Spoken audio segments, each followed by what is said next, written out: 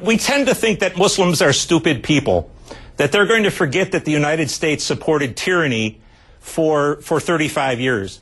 We also have become, at least in our political elite, almost Marxist-Leninists in our belief that democracy is the answer to everything and that it's going to take hold everywhere. And what we've created since Runnymede here in North America and England is going to be recreated in the Muslim world in 18 days. I just don't think it's becoming a president or a secretary of state or the war boys, Senator McCain and Senator Graham, to be arguing somehow that democracy is afoot.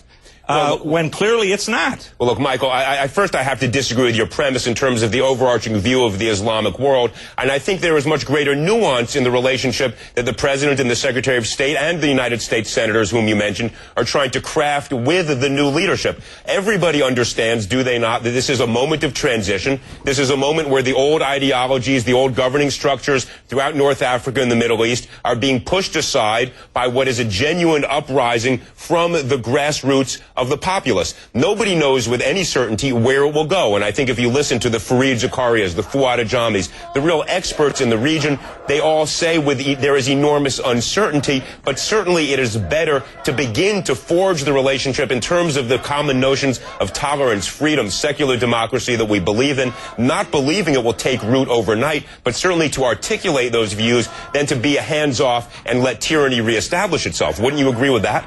No, I wouldn't. I think Mr. Zakaria and Mr. Ajami know about as much about what's going on there as my chair does. They don't like the idea of Islamist governments, and so naturally their analysis is going to be that they're not happening. Just like Mrs. Clinton, just like Senator Graham, just like the president. CNN and BBC interviewed a few score Muslims in Tahrir Square, all of whom were English-speaking, most were clean-cut, most were professionals, and they talked the talk of democracy. Then they read a few Facebooks and a few Twitters, and they extrapolated that sample to 85 million Muslims, half of whom or more are illiterate. So the West has really got a skewed idea of what's happening in that country. And across the region, sir.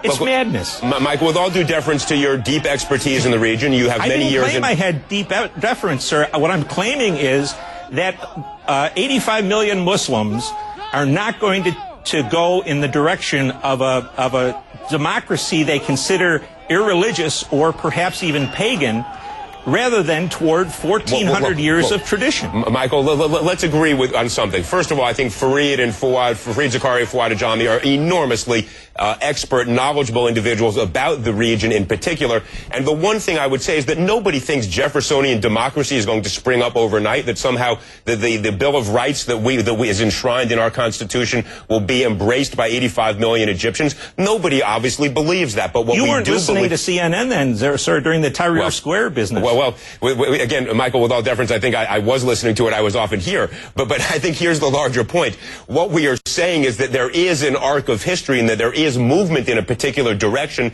And while we don't have any illusions about where we'll end up, and we all understand Iran and what has happened in Afghanistan time and time again, what we are saying is that positioning our foreign policy no longer behind the tyrants, but in front of the popular movement in favor of those ideals that George W. Bush articulated in terms of democracy, that seems to make sense. I'll give you the last couple of seconds. You obviously think I'm wrong. Tell me why.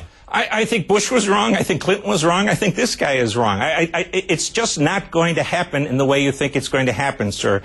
And even if it did, if we had democracy from Mauritania to Jordan, what those governments would have to reflect popular opinion. And what you would have is the greatest anti-Israeli movement that you've ever seen in your life.